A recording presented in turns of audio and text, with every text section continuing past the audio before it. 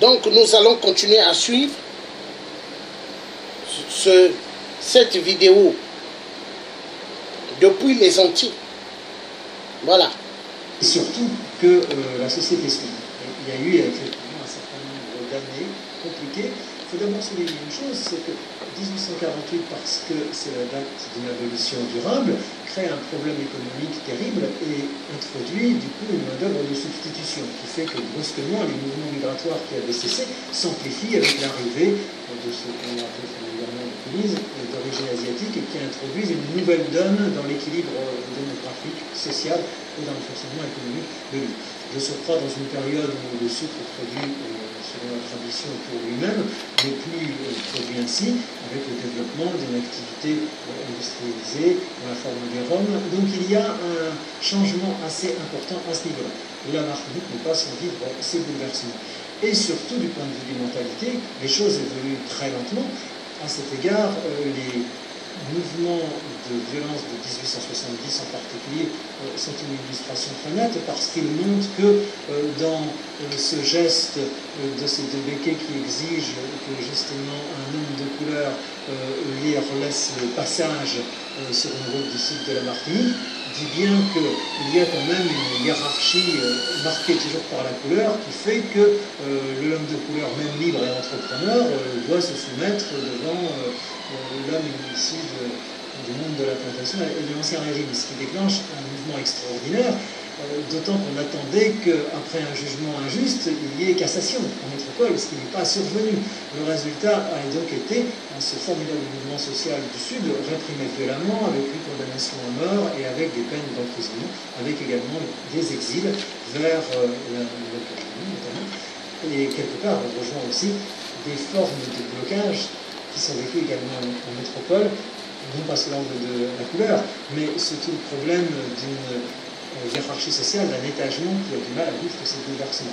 Mais donc, pour revenir à notre terrain, il est effectivement vrai que les choses se sont passées doucement et avec des secousses de ce type. Il faut attendre encore que la période suivante pour que l'indépendance se fasse. On associe souvent abolition, république et liberté. Pourtant, cette association n'est pas si évidente que cela, comme par exemple lors des abolitions dans les autres empires coloniaux ou millénaires qui n'étaient pas des républiques. Alors, quel est le rôle véritable de la République française et de l'évolution de 1789 et de 1848? Il est vrai que la République n'a pas l'apanage de l'abolition et qu'à la même époque, d'autres pays, on peut penser qu'à l'Angleterre proche, ont été confrontés au même problème. D'ailleurs, bien avant l'abolition, il y a eu ces mouvements à partir des années 1770 qui ont été interrogés en Angleterre sur cette question. Est-ce qu'une société coloniale sans esclaves ne serait pas plus rentable qu'une société coloniale avec esclaves?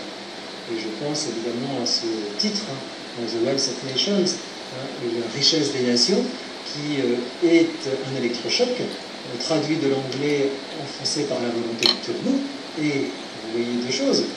D'une Angleterre qui est une monarchie libérale à une France qui est encore absolutiste, on trouve des esprits assez réfléchis pour s'interroger, peut-être pas avec la plus grande humanité, mais au moins dans un souci économique, sur la possibilité d'émanciper. Donc déjà, avant la République même, les monarchies, et la monarchie française finissante, ont avancé un processus. Alors, les débuts même de la Révolution française montrent que sans même que la République soit encore installée, du mouvement de 1789 avec les Brissotins, avec les Girondins, en fait, on a véritablement l'amorce d'un mouvement. Et je rejoins à ce que je disais dans une précédente question, c'est tout de même de cette société des Amis des Noirs, animée par ce même Brissot, qu'émerge une première action qui a été la pleine citoyenneté accordée aux libres. Et ça est accordé quelques semaines avant que la République ne soit installée, puisque c'est au printemps 1792 que justement la pleine citoyenneté est reconnue aux libres de couleur. Et donc, lorsque la République est proclamée en septembre de la même année, eh bien, elle s'inscrit dans la continuité d'un travail déjà engagé, et du coup, des libres de couleur pleinement devenus citoyens, arrive cette demande de ceux qui sont encore esclaves et qui veulent deux éléments à la fois. La République accompagne, je dirais, le phénomène. Et en même temps, la République est quelque part belle parce qu'elle est composée d'hommes et ils ne sont pas tous les mêmes. On a beaucoup stigmatisé l'absence de Robespierre dans les journées de février 1794. Lorsque quelqu'un monte à la tribune pour accueillir les députés qui viennent de Saint-Domingue, on parle de la députation tricolore, puisqu'ils sont trois et des trois couleurs, donc noir, blanc et métis. C'est Danton qui prend la parole en disant « Nous avons donc des représentants des trois couleurs des colonies ». Claude Vanquet, historien de la Réunion, a parlé du silence assourdissant de la montagne, pour dire que les montagnards, pourtant les plus à gauche, eh bien, n'étaient pas les plus pressés pour soutenir ce nouvel accueil et pour donner la parole tour à tour aux trois hommes, blanc, noir et de couleur.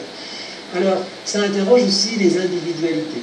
Ça interroge, je pense, autant de cas de figure qu'il y a de cas de républicains. Marat était pleinement engagé et a véritablement voulu aller jusqu'au bout du mouvement. Robespierre était sans doute plus timide, influencé aussi par des colons déguisés en de gauche. Je pense à certains planteurs qui avaient réussi justement à s'infiltrer jusque dans l'entourage de la montagne, donc comme Duny.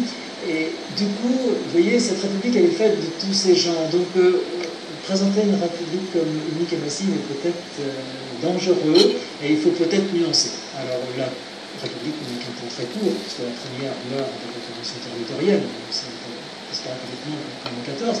Mais, vous voyez, là, on a déjà les éléments qui se retrouveront par la suite de ce que la république est multiple. Comment évolue l'historiographie sur la question de l'esclavage byzantin ainsi que sur la traite? Quels sont aujourd'hui les principaux débats et quels sont également les enjeux sociopolitiques actuels liés à ces questions?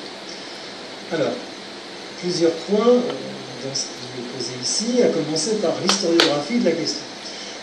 Sans faire l'historiographie de la Révolution jusqu'à aujourd'hui, on peut d'abord souligner un phénomène majeur, c'est la rétention des historiens jusque dans les années 1960 par rapport à ces questions de colonisation et d'esclavage. La communauté universitaire elle-même est restée, aussi bien à gauche qu'à droite, très silencieuse sur ces questions. Il est tout de même choquant de voir que des gens comme Albert Soboul, par exemple, qui était titulaire de cette chaire d'histoire de la Révolution française à la Sorbonne dans les années 1960, parle très peu de cette abolition, en particulier de 1794, et que ces questions interrogent assez peu. Alors, les historiens, depuis, se sont posé la question.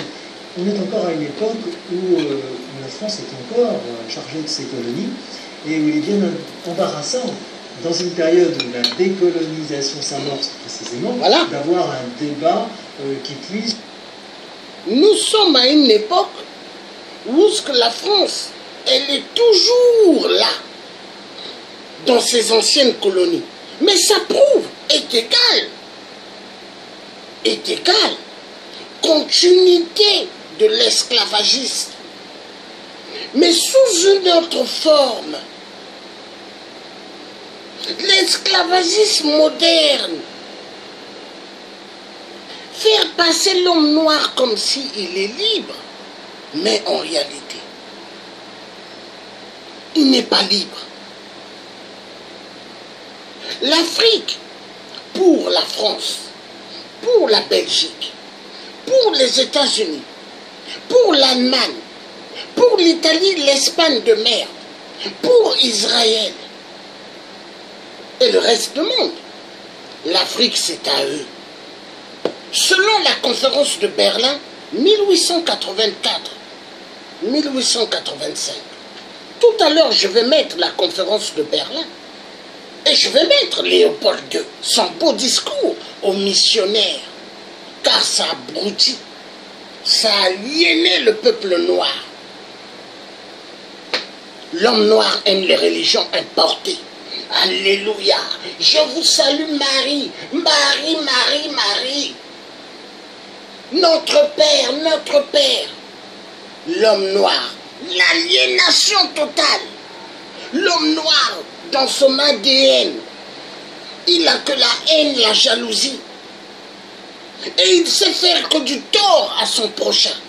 L'homme noir, qualifié pour faire du mal à son prochain. Qualifié.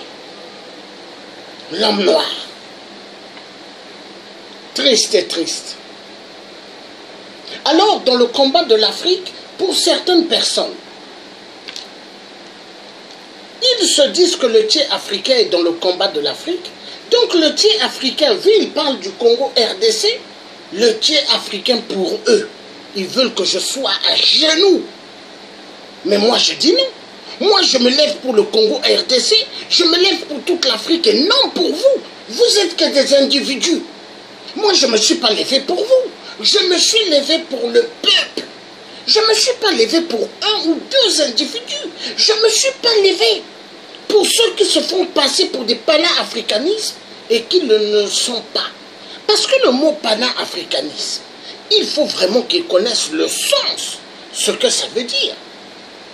Mais est-ce qu'ils sont vraiment pana-africanistes? Est-ce que ceux qui sont allés devant le bâtiment de l'ambassade de l'Afrique du Sud, qui ont déposé des gerbes de fleurs dans la comédie pour se faire passer comme s'ils aimaient Winnie Mandela, est-ce qu'ils ont connu vraiment qui était Winnie Mandela? Est-ce qu'ils connaissent le sens que ce que Winnie Mandela a fait dans le combat de l'Afrique, en Afrique du Sud? Ils ne connaissent pas. Est-ce qu'ils connaissent le sens? Comment Nelson Mandela, il s'est battu pour libérer l'Afrique du Sud? Ils ne connaissent pas. Parce que s'ils connaissaient, ils n'allaient pas avoir le venin de la jalousie et de la haine. Ils ne connaissent pas. Ce sont des gens remplis de haine et de jalousie. Ce sont des gens qui aiment pointer de doigt. Tu as vu celle-là? Elle m'a confisqué le micro. Parce que, hein, c'est la Côte d'Ivoire. Il faut parler que de la Côte d'Ivoire. Tu as vu? Elle a pris le micro. C'est comme ça. Monter les uns et les autres. C'est comme ça. Et après, ils se retrouvent ensemble. Ils deviennent encore des amis. Et quand ils ne sont pas des amis, ils viennent vers moi. Oh Laitier, tu as vu? Tu as vu ce que l'autre a fait? Tu as vu ce que l'autre a fait? Tu as vu ce que Grâce a fait? Mais après, ils se retrouvent. Ils deviennent des amis. Comme si rien n'était. Non, je ne suis pas dans vos conneries. Ça, ce n'est pas le combat de l'Afrique. Ça, ce n'est pas le combat de libérer l'Afrique. Ça, c'est le venin de la haine et de la jalousie. Et là-dedans, je ne suis pas avec vous. Non. Non.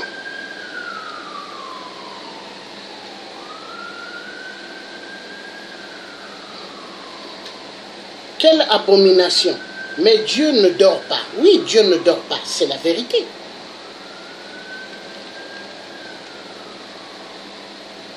Nous allons continuer à suivre les Antilles. Parce que les Antilles, hein, non, ils ont des archives et c'est la vérité. Hein. C'est la vérité.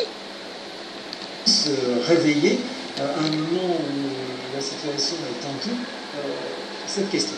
Et on s'aperçoit que l'historiographie s'intensifie, au contraire, après les années 60.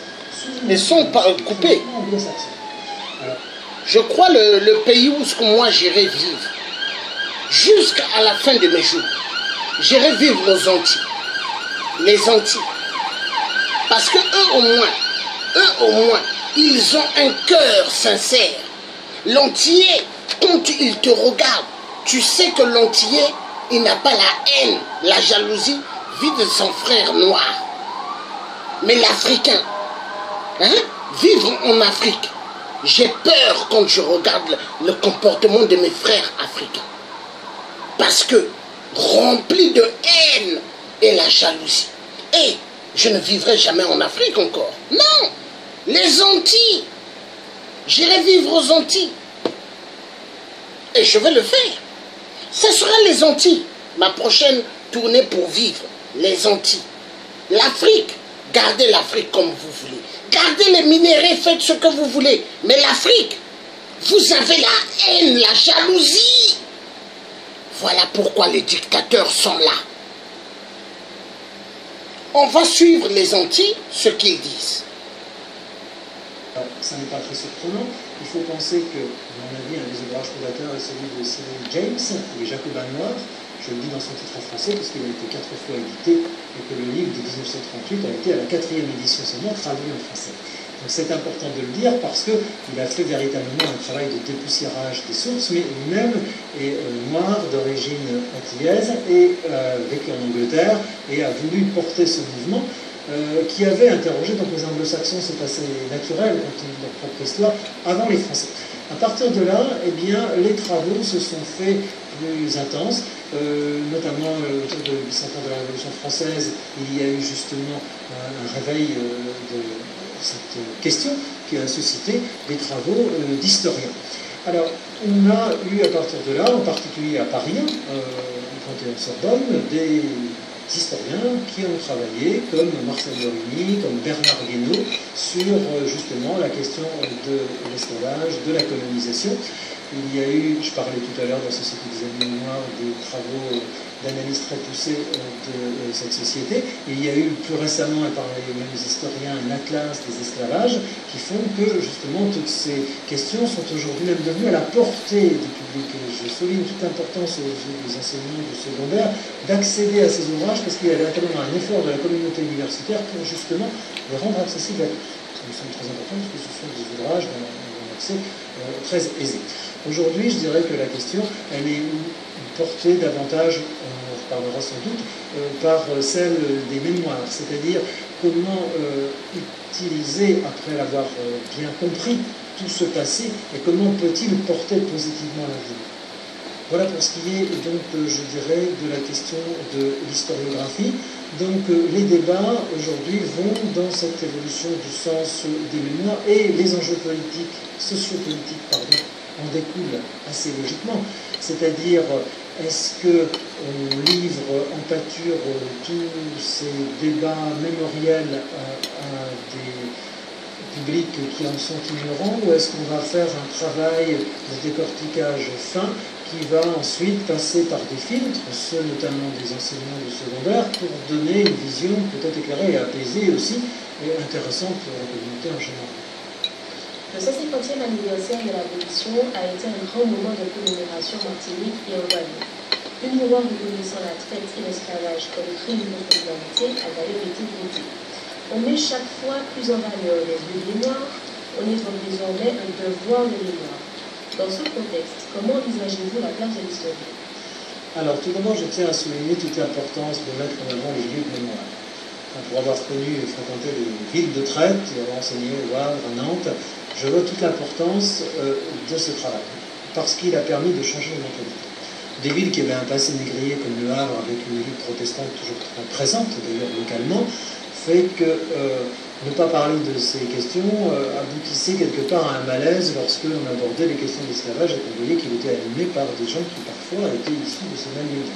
À Nantes, on a une ville qui était la capitale de la traite et qui a été longtemps ignorante de son passé. Bordeaux l'a été aussi. Or, les choses ont beaucoup évolué. Dans ces trois villes, pour ne prendre que ces trois exemples, on a mis en avant des lieux qui sont aujourd'hui même devenus des lieux de recherche.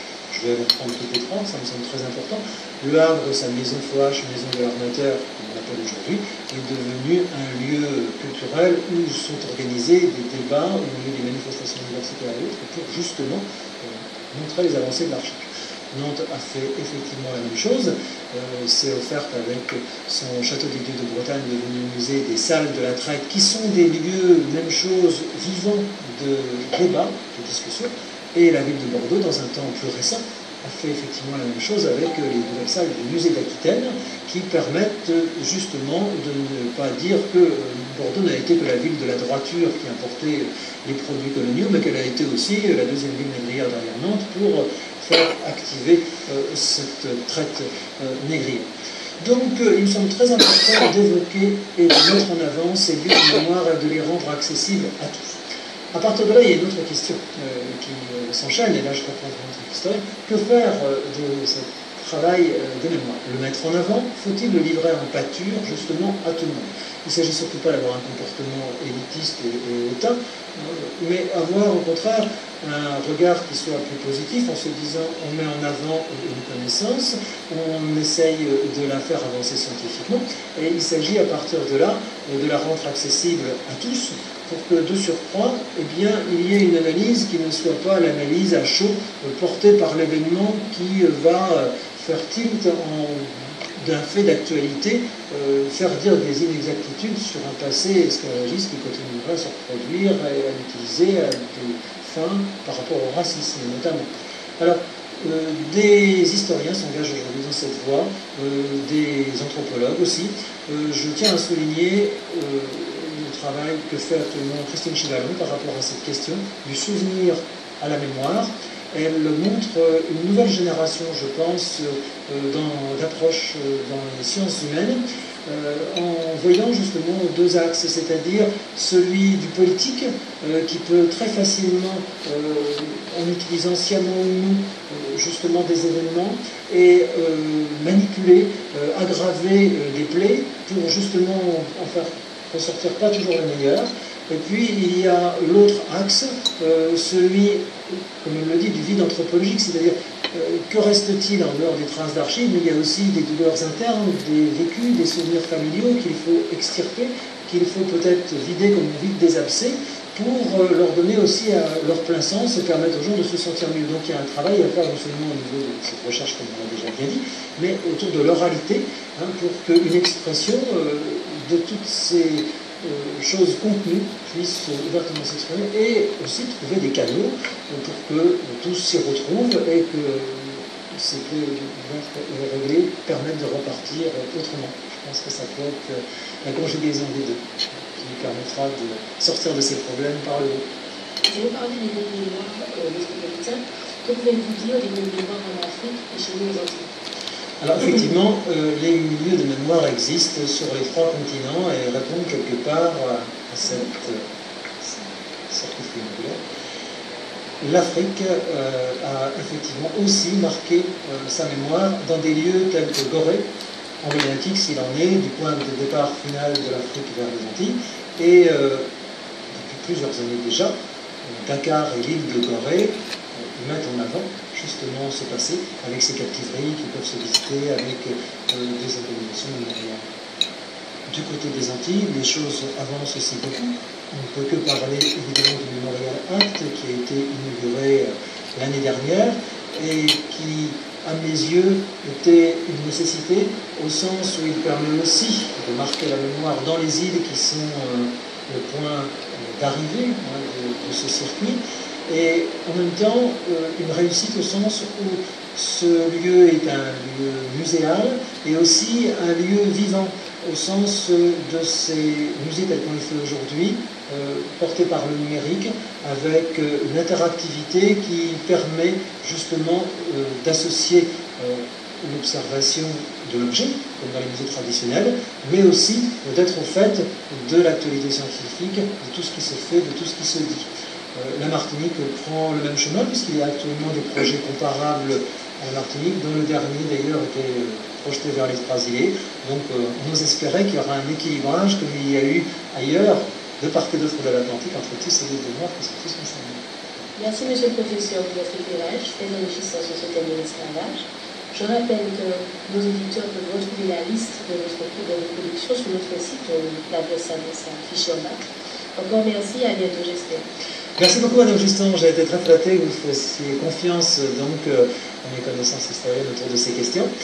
J'ai essayé au mieux en tant que moderniste de répondre même au-delà de ce qui était ma période de spécialité. J'espère avoir répondu à ce sens. Je suis à votre disposition effectivement pour d'autres collaborations. On se retrouve comme on peut voir ici.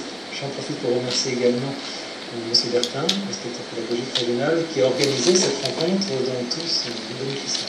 Merci. Voilà.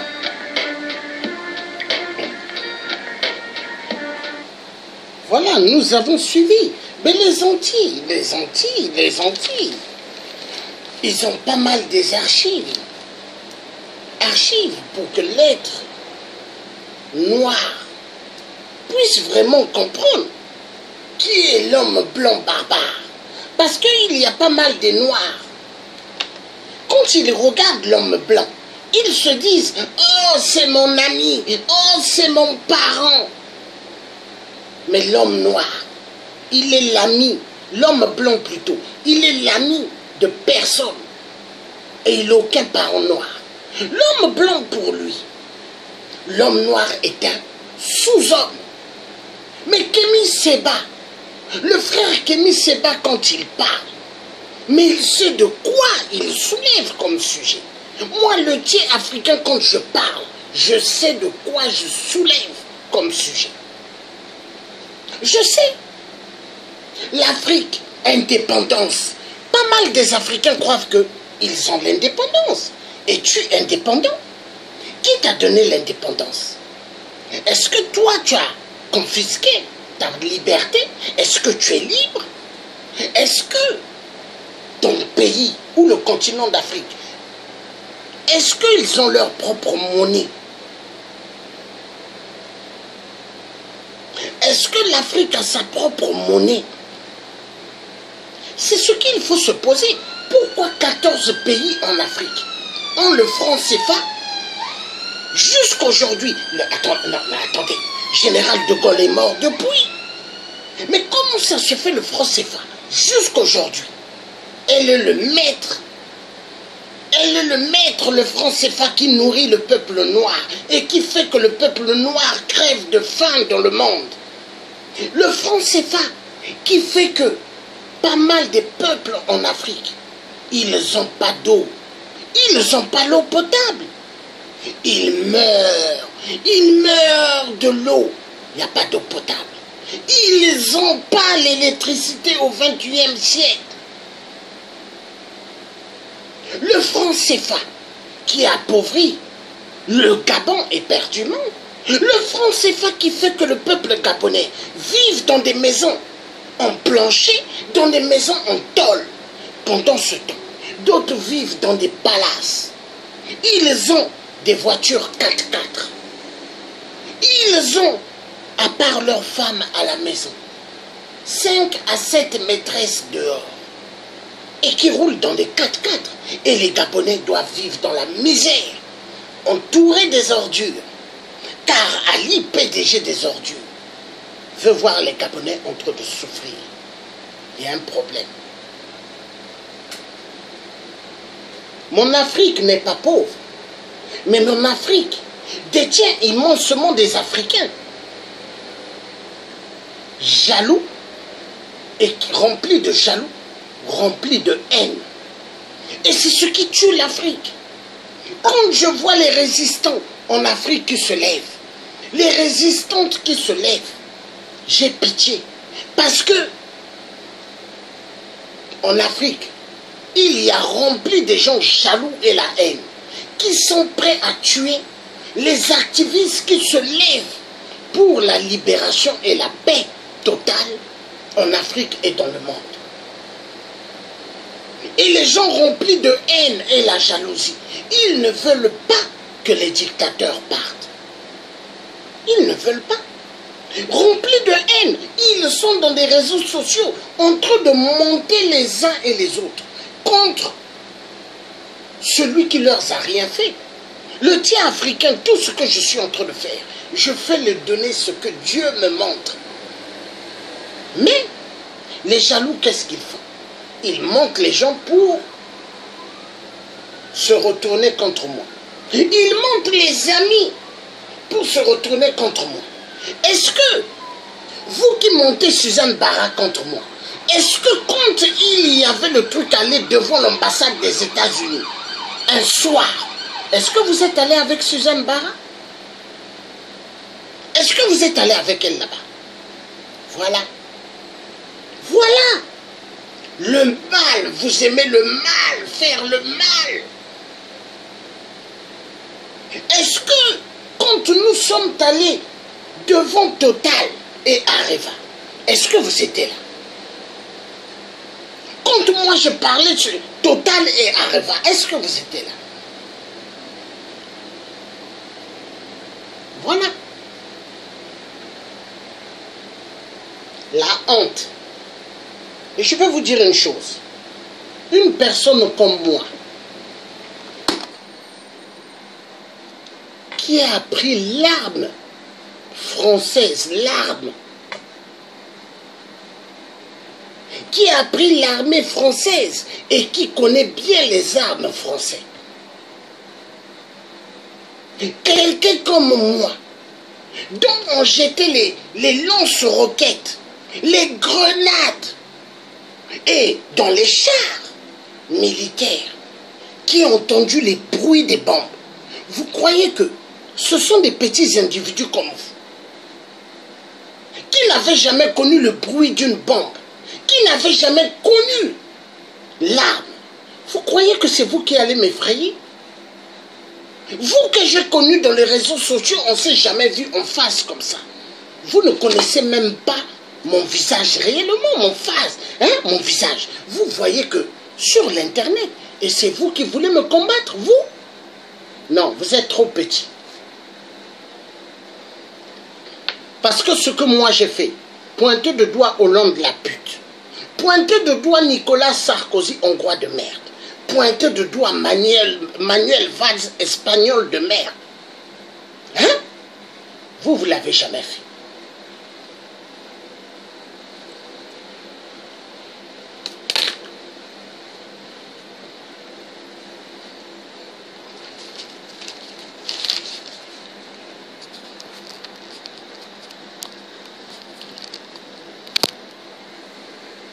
La loi que vous voulez imposer à certains Congolais, imposer à ces Congolais-là, mais pas à moi.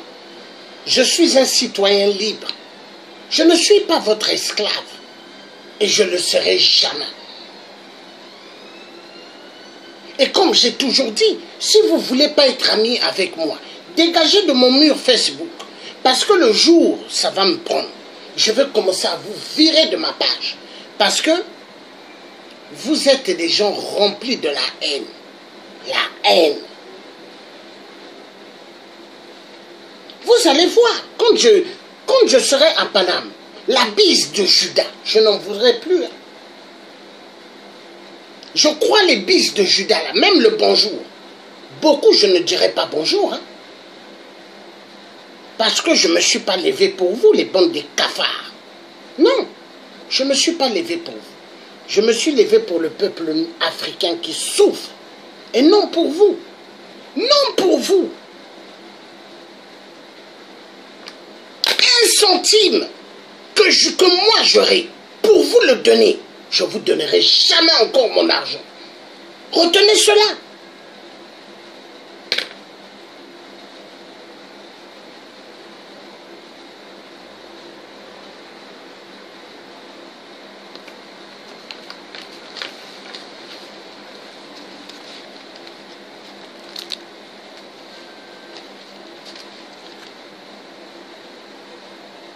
Je me suis levé dans le combat de l'Afrique. Ce n'est pas pour vous. Je me suis levé pour le peuple africain, le peuple martyrisé. Je ne me suis pas levé pour vous. Non. Vous êtes au Japon, vous êtes en Chine ou ailleurs.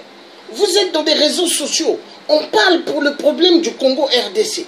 Est-ce que je vous ai déjà vu en face? Non. Je ne vous connais pas.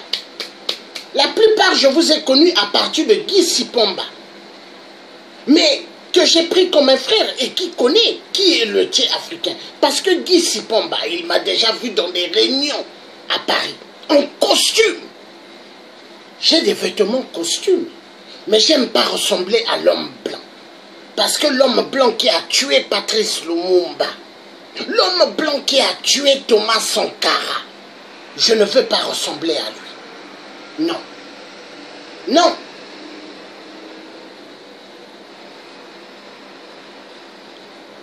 Maintenant, je veux me mettre maintenant en la majorité, en tenue militaire. Et ça sera Ebe Bakaka. Ebe Bakaka.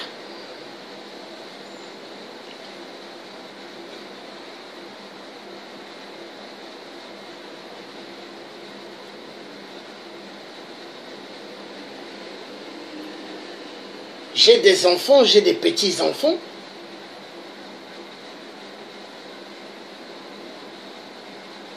Mais mes enfants, les petits-enfants, un jour, parleront de leur papy. Mes enfants parleront un jour de leur père. Parce que je suis un guerrier. Et un guerrier fier d'être guerrier. Je ne suis pas venu sur terre pour me faire des richesses, hein, pour avoir super belle voiture, super belle maison, super beau matériel. Non! Le matériel, moi j'ai fait ça au matériel. J'ai fait ça à l'argent. Moi c'est l'individu. Est-ce qu'il mange à sa faim? Est-ce que les enfants vont à l'école? Est-ce que la femme elle est respectée? Est-ce qu'on ne viole plus la femme?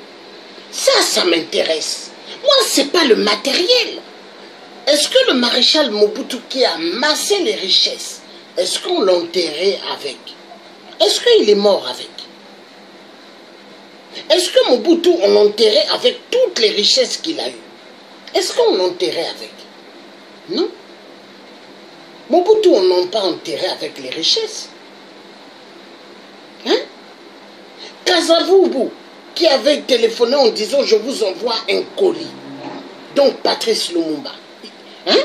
Est-ce qu'il est toujours là en RDC? Non. L'homme passe, mais l'histoire reste.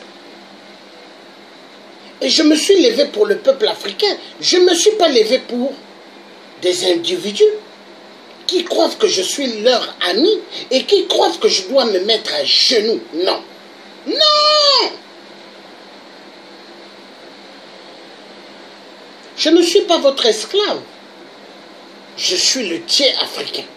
Le tiers africain qui a le charisme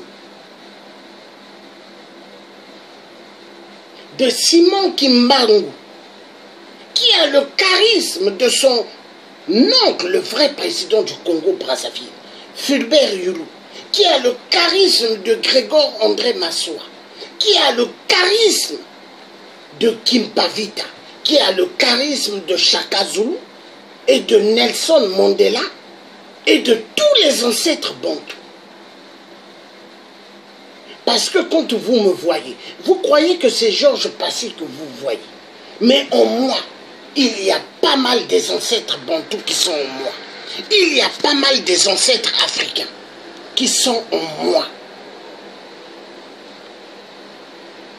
Imaginez ceux qui courent derrière l'argent 24 heures sur 24, incapables de s'occuper de leur propre maman, qui les a mis au monde. Mais qui s'occupe de leur maman? Quelqu'un venant d'ailleurs. Et quelqu'un après qu'ils ont voulu prendre pour un esclave. Hein? Mais écoutez bien, vous prenez les gens pour des esclaves, mais tout se paye, car le soleil, le jour qui se lève, la nuit qui se couche, vous montrera que même l'air que nous respirons, elle est mieux que vous. Parce que quand le vent, la colère de Dieu, va s'abattre sur terre, ça sera pire que Sodome et Gomorrhe. Regardez le pont. Le pont en Italie, ça vous a rien dit? Un pont, les véhicules en train de rouler. Un long pont. Mais après, le pont s'est écroulé comme des cartes. Imaginez. Imaginez. La colère de Dieu. Petit à petit. L'homme va se rendre compte, mais il sera trop tard. L'homme blanc barbare. Parce que tous les crimes que l'homme blanc barbare a fait, les pillages des minerais, tuer l'homme noir, tuer la femme noire, la femme noire qui est la lumière du monde. Sans la femme noire, la terre là n'allait pas exister. C'est grâce à la femme noire, c'est grâce à l'homme noir qui est sorti de l'Afrique que l'homme arabe est là, que l'homme blanc est là. Sans l'homme noir, s'il n'était pas sorti de chez lui, il n'allait pas avoir l'homme blanc ni arabe. Mais c'est parce que l'homme noir est sorti de l'Afrique.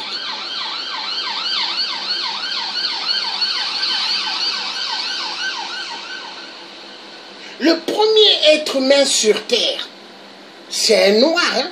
C'est pas un blanc. Mais l'homme noir, on lui a mis dans la tête que Jésus-Christ aux yeux bleus, Jésus-Christ aux longs cheveux, Jésus-Christ blanc. Parce que la religion catholique, tout ce qui est blanc, c'est clair. Tout ce qui est noir, c'est sale et ça appartient à Satan. Grandement faux. La justice. Est-ce que la justice en France, justice française, palais de justice, est-ce qu'ils connaissent vraiment ce que c'est le palais de justice? La justice qu'ils font? Condamner des gens? Non, ils ne connaissent pas. Parce que la majorité, ce sont des francs-maçons et des Illuminati. Des gens qui sont au service de Satan Lucifer. La vérité doit être dite. Le franc CFA imprimé à chamalière. Pourquoi? Le franc CFA est une monnaie pour appauvrir l'Afrique et pour avoir la même mise sur toutes les richesses minières en Afrique. Quand les Européens, les Américains payeront ces matières, ils les payeront à un prix dérisoire. La vérité doit être dite. Et l'Africain, il est content quand il fait sortir des billets du franc CFA, imprimés dans une petite commune de merde, la Chamalière, en France. Et le franc CFA n'est que le bien de la France. Le franc CFA, c'est la monnaie de la France. Le franc CFA, quand vous voyagez au Japon, aux États-Unis, en Chine, allez dans des banques échanger le franc CFA. Ils vous diront non. Allez dans les bureaux d'échange. Ils vous diront désolé, nous ne connaissons pas cette monnaie. La vérité doit être dite. Et avec ça, l'Africain croit qu'il va sortir de l'auberge. Mais non! Le franc CFA, Kémy Séba a raison de se lever contre cette monnaie impérialiste, contre cette monnaie maudite. Le franc CFA est une monnaie maudite. Une monnaie qui permet les dictateurs de faire ce qu'on appelle les détournements de fonds. La vérité doit être dite. La vérité doit être dite.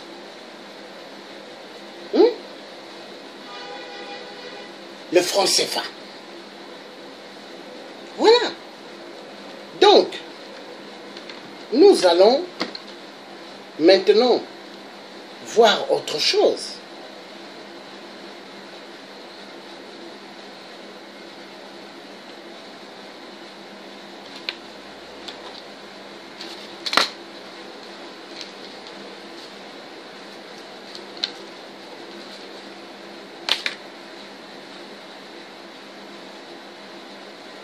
Non, ça fait mal.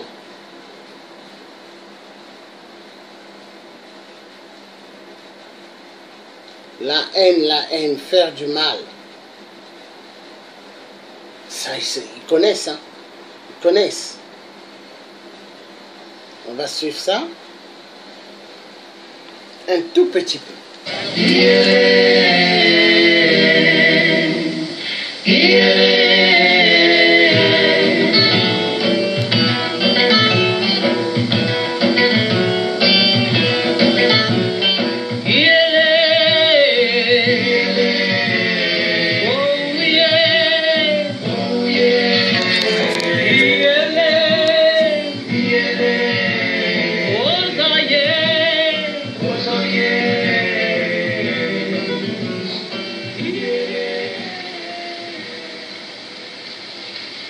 Lorsque j'étais adolescente, un champ de canne à flanc de montagne marquait la frontière d'un monde clos et mystérieux. Le monde de ce que l'on appelait l'habitation. C'étaient ces grands domaines agricoles où les descendants de colons, les béquets, régnaient en maîtres. Jusqu'à la fin des années 60, la Guadeloupe comptait près d'une vingtaine d'usines sucrières. La saison de la canne affolait l'île. L'air empestait la bagasse, le sucre brûlé, les effluves de tafia et la sueur. Aujourd'hui, il ne reste en grande terre qu'une usine, l'usine Gardel. Toutes les autres sont en ruine, mais la canne torture encore les mémoires.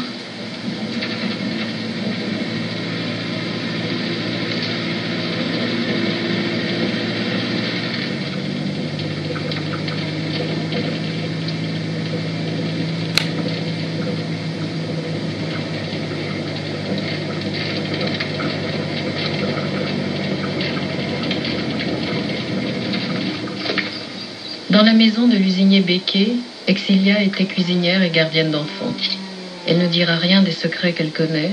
Bavarder n'est pas son genre. Joseph, on le surnomme l'Allemand, car il règle son temps comme une horloge.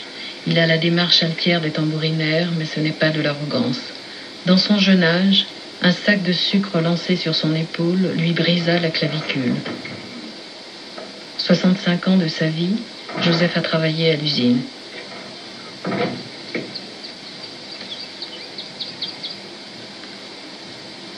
Avec Gardel, t'es ni contre-maître à l'usine. T'es une toi contre-maître. Mais c'était, t'es qu'à diriger l'usine là. C'était un qui n'est qu'à travailler. Effectivement, j'ai qu'à travailler, c'était esclave. Ça c'est dit. Il n'y a pas de ni fouette, il n'y a pas de ni bâton, mais c'était esclave. Parce qu'on n'a pas de bénéficier de ça, on va faire. Ça, on a fait, c'était, ça c'est dit, c'était, ou pas même doué pour manger, parce qu'il y a toujours des cas doués à un travail qui va travailler. Au fond, que c'est un travail, au fond, moi, travail, mais il faut toujours douer. Et pourtant, au travail forcé, là, on devait travailler depuis à 5 h du matin, on va lever sick, on va se le dire sick. Là, on va se le dire sick comme ça, de 5 h du matin à midi et demi. Midi et demi, on va aller un petit boucher manger là, on va aller un petit boucher manger là. À 1h, où est point. Il va faire expédition. Il disait tu vas pour lâcher. Là, on va travailler une journée, on va expédier au moins 5000 sacs sick, 6000 sacs sick. Nous ne pouvons pas voir pas même un dimanche. Dimanche, on va Grand vendredi saint, il y a fait expédition pour voyer sur descendre pour David. Si Camounian chemin, il y a envoyé venir chercher nous pour nous payer 2 bacs, toute voiture qui retourner monter. Pour nous débarquer, pour nous mettre cyclone, magasinier encore pour nous payer, parce qu'il y a mal accès, puis nous payer sécher. Tous les jours. Nous devons lever sick. Si nous avons des bons petits pots de sick, 20 kilos sick, pendant que nous avons et si vous voyez, quand vous va faire peut-être que nous 6 mois là, on va faire là. Et vous avez besoin là, vous voyez sick, récolte finie, vous avez tout le primaire, vous avez sick. Jour pour l'abbé, c'est nous-mêmes qui avons pesé sick pour l'abbé. Pour directeur d'école, pour tout. Vous voyez, c'est que la pointe, pour chaque monsieur, 50 kilos sick. Voilà, j'ai acheté 3 places.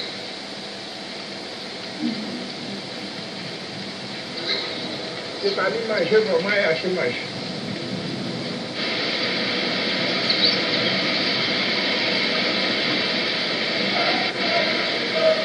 Dans chaque usine sucrière, il y avait des géreurs, des commandeurs, des contremaîtres et des ouvriers. La hiérarchie s'organisait selon la clarté de la peau autour des blancs et des mulâtres. Les commandeurs et les géreurs allaient à cheval, arrogants et menaçants sous leurs casques coloniaux. Madame Carmélite, une mulâtresse, femme de contremaître, tenait la boutique de l'usine et s'efforçait de gravir les rangs de cette pyramide raciale. Je suis mademoiselle Alfred Joseph Carmélite. Félicité, née le 12 juillet 1913, à 2h30 du matin. Ça vous suffit? Je n'ai pas été mariée. Je devais me marier avec le père de mes enfants. Mais sa soeur ne voulait pas. Elle a dû conserver le mariage pour aller ses 2 filles. Je me suis arrangée, je suis la retraitée de M. Adlaf. Comme cadre à Gardel. Parce qu'il a été cadre. Il ne faut pas te mettre devant la machine, c'est monsieur, mets-toi de côté. Ne me faites pas te dire ça pendant qu'on fait ça. J'ai été élevée à Gardel parce que mon père était chef contremaître et maître cuiseur. Maître cuiseur. Il passait dans 3 usines de M. Grève. Maître cuiseur. C'est pourquoi j'ai connu 11 usines en marche. 11 usines à Capesterre, à Petit-Bourg, la retraite, sauf Bonheur, que j'allais parce que mon oncle travaillait là. Et mon père allait dépanner. Parce qu'il y a un moment où le sucre ne veut pas sortir de la mélasse. Alors on le faisait appeler pour régler les appareils. Parce qu'il était chef cuiseur. C'est où il a passé toute sa vie. Ma blanche, ma maman était une femme blanche. La voilà. Et mon père était noir avec des beaux cheveux. Ah ben c'est que son père était un mulâtre et sa mère était une négresse noire. Mademoiselle Strazel, Victoria, ma grand-mère, elle était noire comme du cirage. Et mon grand-père, le père de mon père, était un mulâtre. Mais ils avaient leur propriété à côté. J'ai tous les documents là.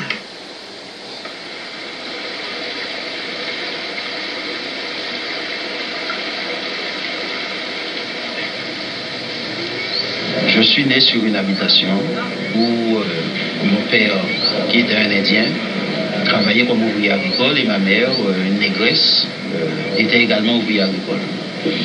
L'habitation, c'est une plantation de canne, mais c'est aussi un endroit où il y a des maisons, on appelle ça des cases, où vivent les ouvriers agricoles. Et il y a une grande maison qui est la maison du géreur. Sur cette habitation, le géreur, M. Gourdis-Orgou, était un mulâtre d'origine martiniquaise qui était le chef suprême de l'habitation, qui employait les ouvriers. Il avait une boutique où nous achetions nos commissions. Et en même temps, c'est lui qui représentait l'usine, puisque l'usine étant située à quelques kilomètres, nous ne connaissions pas qui était le propriétaire de l'usine. Ce que nous savions, c'est que l'usine, c'est l'usine du Blanc, que nous n'avions jamais vue et que nous ne connaissions pas du tout.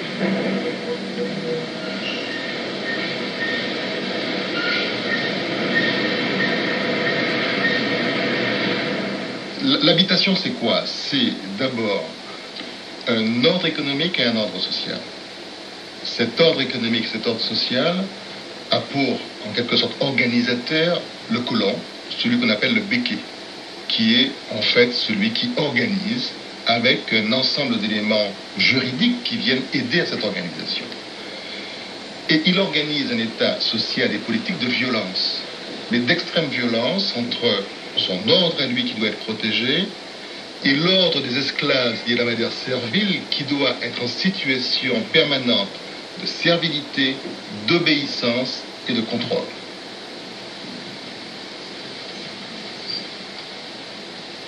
Le sentiment le plus vivace que j'ai de cette période, c'est un événement qui est survenu.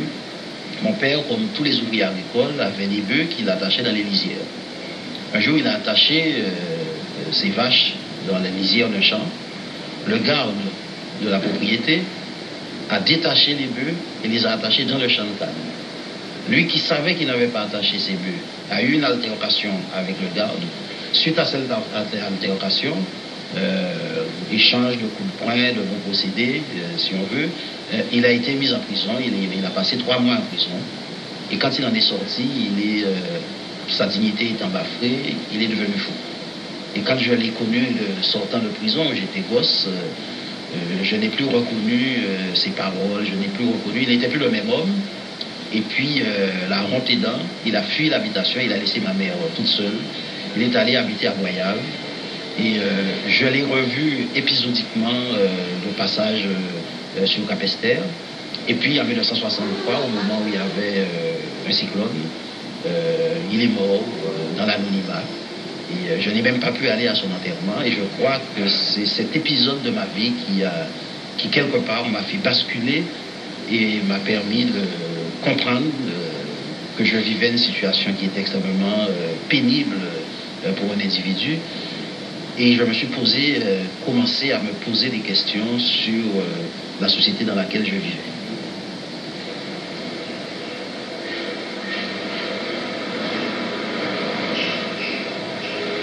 Quand j'ai eu 13 ans, mon père est rentré à la maison un soir, bouleversé, et au bout d'un moment, comme il ne parlait pas, je lui demande ce qu'il y a, il me dit « C'est pour toi, ma chérie, c'est pour toi que je retournerai à l'usine demain. » Et il m'explique qu'il a demandé, que ça fait plusieurs mois, que ses heures supplémentaires ne sont pas payées, qu'il est allé avec son bulletin de paie réclamer le paiement des heures supplémentaires au directeur responsable du personnel, et que ce directeur lui a froissé sa fiche de paie et l'a jetée.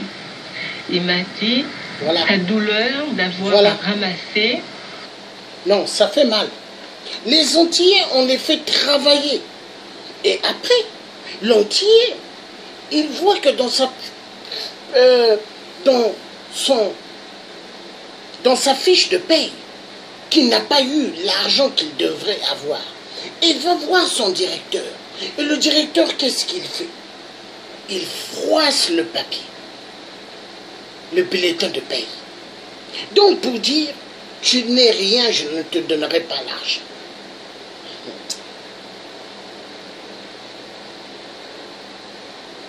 Non, les béquets sont durs. Les béquets, oh là là là. Les enfants des colonisateurs, les béquets, chefs d'entreprise aux Antilles, et qui prennent les Antillais pour des esclaves.